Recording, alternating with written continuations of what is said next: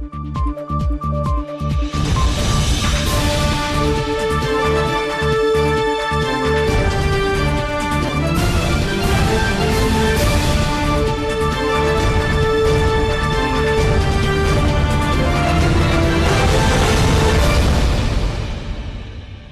الكرام، السلام عليكم ورحمة الله تعالى وبركاته.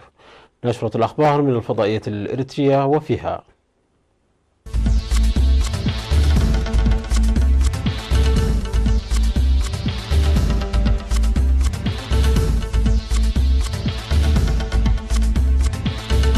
جهود لتطوير نشاط الصيادين في قلعلو، نتائج مرضية للتبرع الطوعي بالدم، خدمات مواصلات حارات من أسمرة لشامبوكو، قوات سوريا الديمقراطية تقول أنها انسحبت من مدينة رأس العين الحدودية، الصين واستراليا تختتمان تدريبات عسكرية مشتركة، وكانتاس تسير أطول رحلة بالعالم.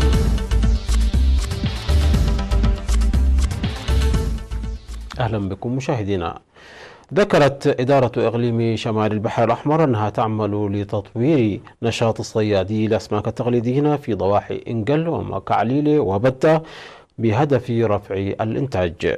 وأوضح حاكم الإقليم العميد تخليل بسو لدى لقائه السكان في 18 من أكتوبر أن الجهود تبذل لحصول الصيادين على الثلج وقطع القيار عن قرب. وشرح السيد الحاكم أوضاع البلاد الراهنة وبرامج التنمية وتنشئة وتوجيه الشباب وتعزيز مساواة ومشاركة المرأة في كافة المجالات وثقافة العمل المرتكزة على الاعتماد على الذات وحماية الموارد البحرية. وأفاد السيد العميد تخليل بسو اتخاذ إجراءات لإصلاح انجراف التربة في ضاحية بدة لتشجيع التنمية الزراعية. وطالب الاجتماع بحل مشكلة مياه الجزر وفتح مدارس داخلية ومتوسطة وثانوية في مناطقهم.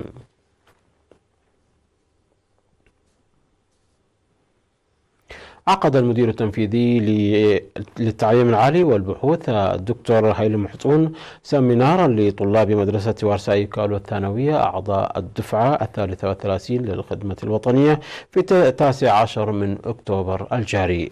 وشرح الدكتور هيلي تطوير التعليم العالي منذ الاستقلال عبر فتح الكليات المختلفة عام 2004 ليرتفع بذلك العدد المحدود الذي كانت تستقبله جامعة أسبرة وتوسيع الفرص التعليمية، والذي مكن من تخريج حوالي 31 ألف طالب بالدبلوم والبكالوريوس في السنوات العشر الماضية. وأوضح إرسال 584 طالب إلى الخارج لتلقي الدراسات العليا.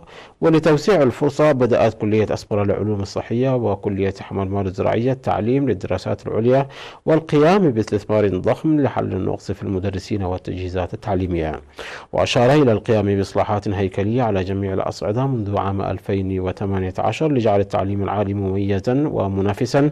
وإن إرسال 123 طالب العام الماضي إلى الخارج لتلقي دراسة الماجستير والدكتوراه و97 طالب هذا العام يأتي في إطار الجهود المبذولة. وأجاب المدير التنفيذي للتعليم العالي والبحوث الدكتور هيلي محصون على استفسارات الطلاب.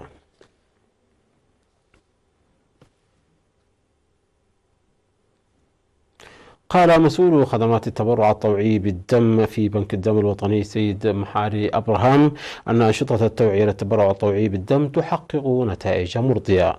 وأوضح في برنامج التبرع الطوعي للدم الذي نظم من 14 وحتى 17 من أكتوبر الجاري بالتعاون مع فرع جمعية المتبرعين الطوعيين بالدم في إقليم عنسبة أن التبرع بالدم الذي كان سابقا مقتصرا على المدارس والكليات يشمل حاليا كافة قطاعات المجتمع نتيجة ترسيخ الوعي المجتمعي.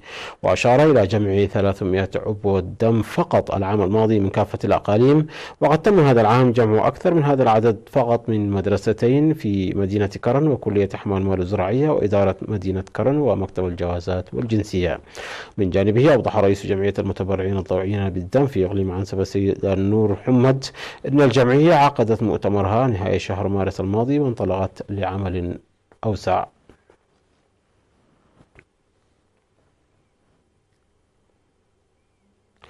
افتتحت شركة حارات للمواصلات العامة خطا مباشرا من وإلى أسمرة شامبوقو.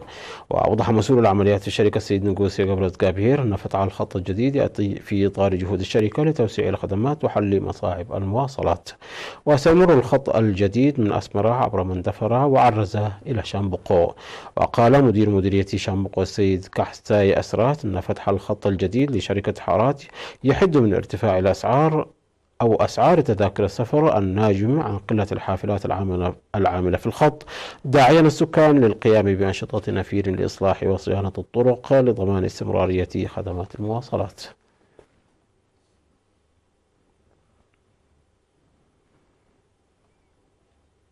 أعلن الاتحاد الوطني للمرأة فرع إقليم نقاش بركة منح الأولوية في العمل لتقوية مشاركة المرأة في التعليم وتعزيز منافستها. وقالت مسؤولة الفرع السيدة إحدقا يوهانس في الاجتماع الذي عقدته لممثلات المرأة في شامبوقو وبشكة إن جعل تأطير الاتحاد يصل لمستوى الضواحي مكن من رفع وعي المرأة ونتائج إيجابية في مكافحة العادات الضارة، غير أن المشاركة في التعليم ليست بالمستوى المأمول. وأوضحت تركيز جميع المؤسسات الحكومية وخاصة وزارة التعليم بتعليم المرأة باعتبار أن تعليم الأم هو أساس المجتمع، ويعمل الاتحاد للتوعية في كافة المديريات لتحقيق هذه الغاية. من جانبها أوضحت مسؤولة الاتحاد الوطني للمرأة في مديرية شامبوقو السيدة مبراغ أسفها وجوب العمل المنسق للتعرف على أسباب انخفاض مشاركة المرأة في التعليم وإيجاد الحلول لذلك.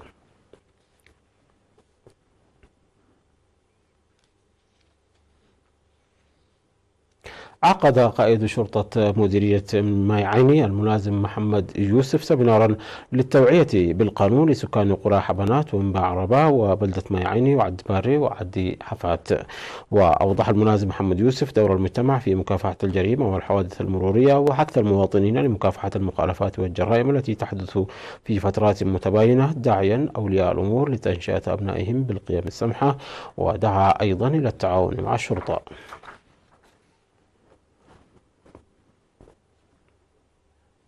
مشاهدينا نشرتنا تتواصل من الفضائية الإريترية، ولكن بعد فاصل قصير فابقوا معنا.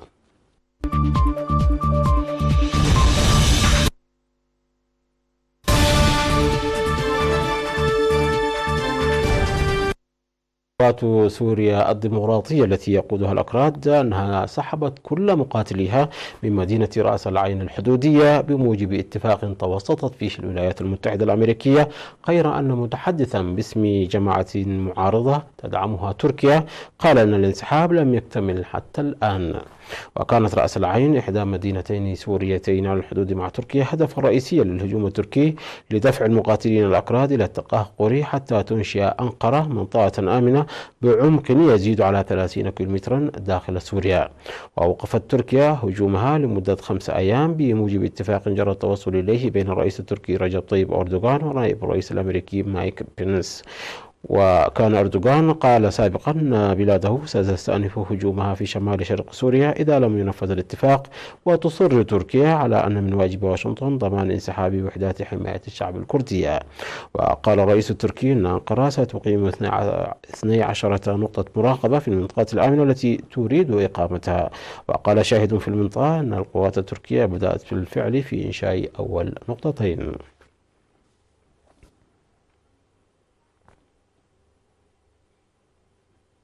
قالت وكالة أنباء الصين الجديدة شينخوا أن الجيشين الصيني والأسترالي اختتما تدريبات عسكرية مشتركة في إقليم هاينان الجنوبي الصيني. وقالت الوكالة أن التدريبات التي سميت باندا كينجر 2019 بدأت في 10 من أكتوبر وانتهت يوم السبت الماضي، مضيفة 10 ضباط وجنود من كل من جيشي البلدين شاركوا في التدريبات التي ركزت على صقل المهارات العسكرية للمشاركين وقوة الإرادة وروح الفريق لديهم. وتأتي التدريبات المشتركة وسط تراجع في العلاقات الصينية الأسترالية، بينما ألغت الصين القبض رسميا على الكاتب الأسترالي المولود في الصين يانغ هينغ جون للاشتباه في قيامه بالتجسس. وعبرت كامبيرا عن قلقها إزاء الإجراءات الصينية في بحر الصين الجنوبي المتنازع عليه. وفي العام الماضي منعت أستراليا شركة هواوي الصينية العملاقة من توريد معدات لشبكتها للهواتف المحمولة التي تدعم تقنية الجيل الخامس، مشيرة إلى مخاطر ذلك على الأمن القومي، بينما ذكرت رويترز في فبراير من العام الجاري أن ميناء صينيا رئيسيا فرض قيودا على واردات الفحم الأسترالي.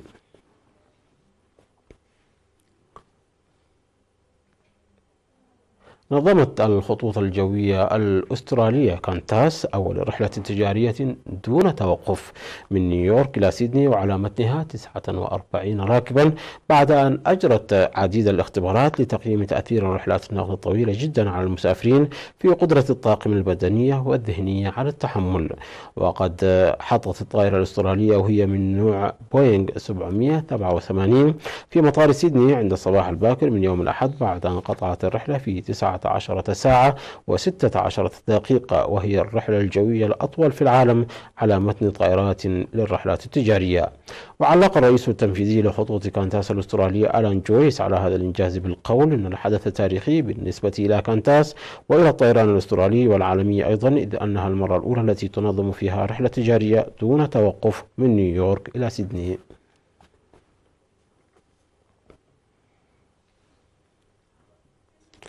أطلقت المكسيك أول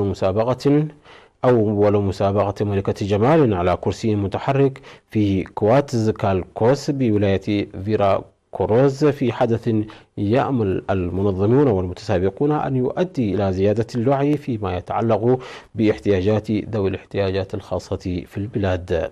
وتألقت المشاركات في المسابقة وهن يرقصن على خشبة المسرح ويتنافسن في فئات مثل الملابس غير الرسمية والملابس التقليدية والملابس الرسمية. وتوج القضاة كارين روس الفائزة في المسابقة، وستسافر روس إلى باريس العام المقبل وتتنافس كممثلة للمكسيك في مسابقة ملكة جمال العالم للكراسي المتحركة.